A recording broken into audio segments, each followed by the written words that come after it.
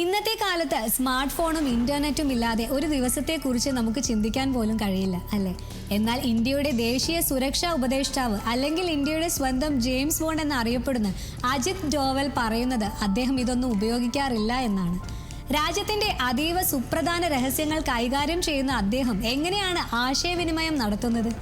Viksit Bharat young leaders dialogue 2026 അദ്ദേഹം നടത്തിയ കൗതുകകരമായ വെളിപ്പെടുത്തലുകളെ കുറിച്ചാണ് നമ്മൾ ഇന്ന് സംസാരിക്കുന്നത്. കഴിഞ്ഞ ദിവസം നടന്ന പരിപാടിയിൽ വെച്ചാണ് അദ്ദേഹം ഫോണും ഇന്റർനെറ്റും ഉപയോഗിക്കാറില്ല എന്ന വാർത്ത ശരിയാണോ എന്ന് ആരോ ചോദിച്ചത്.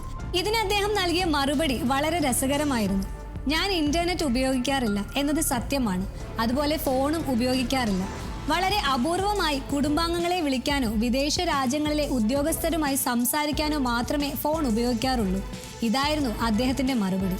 എങ്കിൽ പിന്നെ എങ്ങനെയാണ് അദ്ദേഹം ജോലി കാര്യങ്ങൾ നോക്കുന്നത്?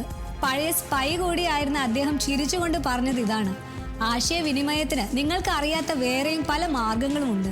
അതൊന്നും പൊതുജനങ്ങൾക്ക് അത്ര പരിചിതമല്ല. അതായത് സാധാരണക്കാർക്ക് ചിന്തിക്കാൻ പോലും പറ്റാത്ത സുരക്ഷിതമായ വഴികളിലൂടെയാണ് ഇന്ത്യയുടെ സുരക്ഷാ കാര്യങ്ങൾ അദ്ദേഹം നിയന്ത്രിക്കുന്നത് എന്ന് ചുരുക്കം. ഇതുകൂടാതെ ഇന്നത്തെ യുവതലമുറയ്ക്കായി അദ്ദേഹം നെപ്പോളിയന്റെ പ്രശസ്തമായ ഒരു വാചകം പങ്കുവച്ചു: ഒരു സിംഹം നയിക്കുന്ന 1000 ചെമ്മരിയാടിനെ എനിക്ക് ഭയമാണ്, എന്നാൽ ഒരു ചെമ്മരിയാട് നയിക്കുന്ന 1000 സിംഹങ്ങളെ എനിക്ക് പേടിയില്ല. ശക്തമായ നേതൃത്വം രാജ്യത്തിന് എത്രത്തോളം ആവശ്യമാണ് എന്ന് ഓർമ്മിപ്പിക്കുന്നു അദ്ദേഹം. ഇന്ത്യയുടെ ശത്രുക്കളോട് നമ്മൾ പകരം വീട്ടേണ്ടത് അതിർത്തിയിലെ യുദ്ധങ്ങളിലൂടെ മാത്രമല്ല, മറിച്ച് സാമ്പത്തികമായും സാമൂഹികമായും രാജ്യം വമ്പൻ വളർച്ച നേടി ലോകത്തിന്റെ നെറുകയിൽ എത്തിക്കൊണ്ടായിരിക്കണം എന്നും അദ്ദേഹം ഓർമ്മിപ്പിച്ചു.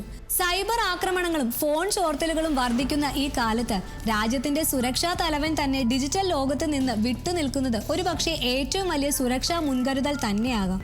നിങ്ങളുടെ അഭിപ്രായം എന്താണ്? കമന്റ് ചെയ്യുക. കൂടുതൽ വാർത്തകൾക്കായി മണി ന്യൂസ് മലയാളം ഫോളോ ചെയ്യാൻ മറക്കല്ലേ. നന്ദി.